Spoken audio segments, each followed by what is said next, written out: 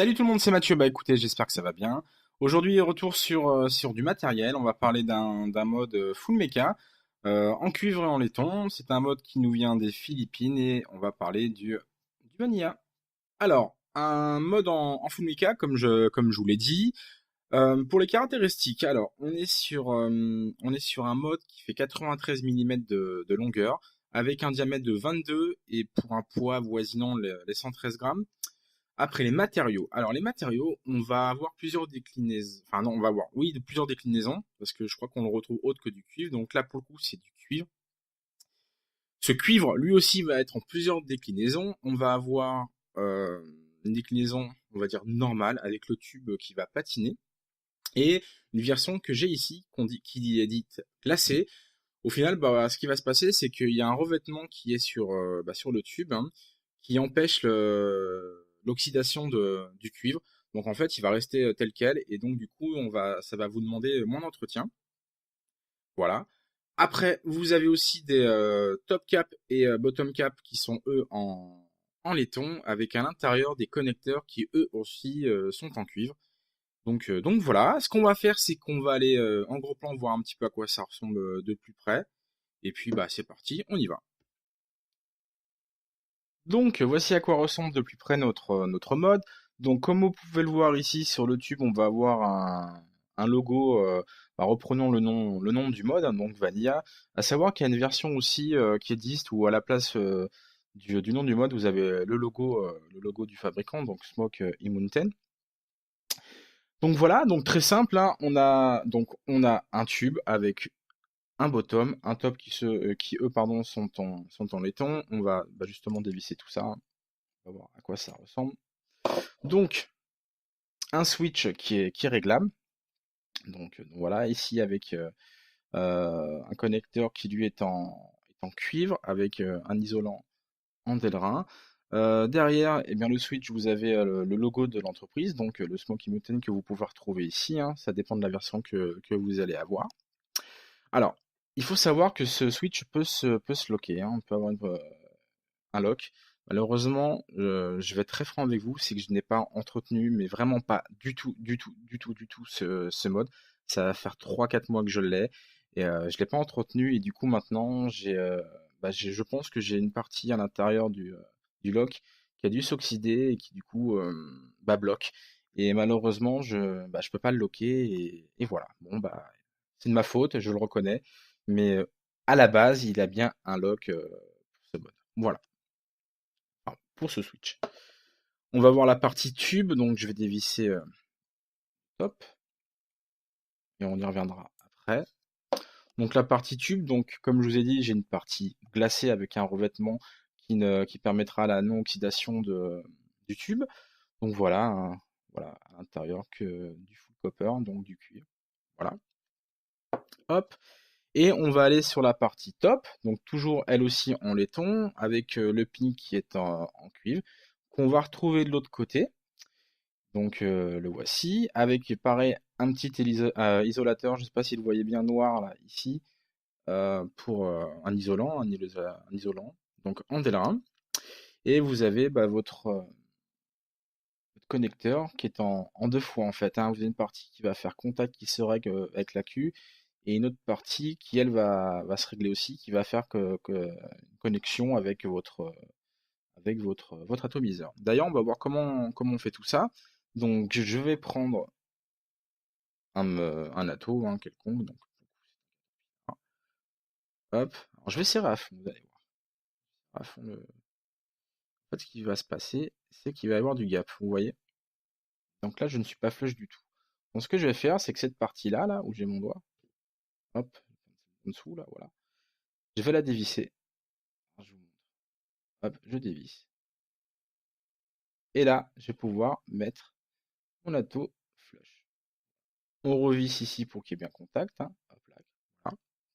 On va mettre de côté. Je vais remonter tout ça. Donc là, je vais remettre mon switch, le bottom. On va mettre un accu et on va revisser tout ça. Et voilà. À savoir que si parce que là, du coup, il était bien réglé. Mais si cette partie-là, qui fait contact avec la Q, était trop haute, regardez ce que ça aurait fait. Voilà, donc pareil, j'aurais eu du gap. Et bah, c'est franchement pas très très très joli, hein. Ça fonctionne, hein, ça shoot, hein, pas de problème, mais c'est vraiment pas beau. Donc ce qu'on fait, on redévisse. Et après, bah, il va falloir se faire son réglage à peu près. On le fait en plusieurs fois, on prend pas. Ça sert à rien de s'énerver, il y a le temps. Voilà, vous voyez, j'ai encore du gap, donc j'ai pas suffisamment fait la chose. Hop, on va essayer comme ça.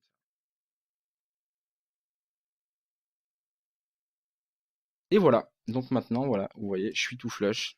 Il n'y a plus de gap, il n'y a plus de jeu, il n'y a plus rien. Voilà. À savoir que j'ai fait exprès, comme vous avez fait attention, je sais pas si vous avez fait attention, tout à l'heure j'avais la partie top qui était ici et la partie bottom qui était en bas. Vous pouvez l'interchanger sans souci, hein. Voilà. Après c'est purement esthétique, quoi. Voilà.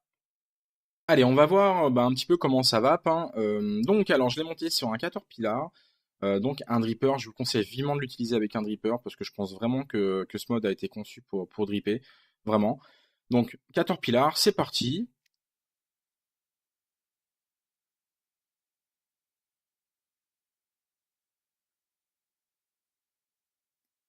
Ça marche super bien.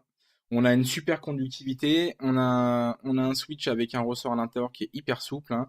Puis une course bah, du switch aussi qui est très court. Écoutez, je vais vous faire un... Hop, j'appuie à peine, hein. Voilà, ça shoot tout de suite. Donc vraiment, vraiment bien, un switch super agréable.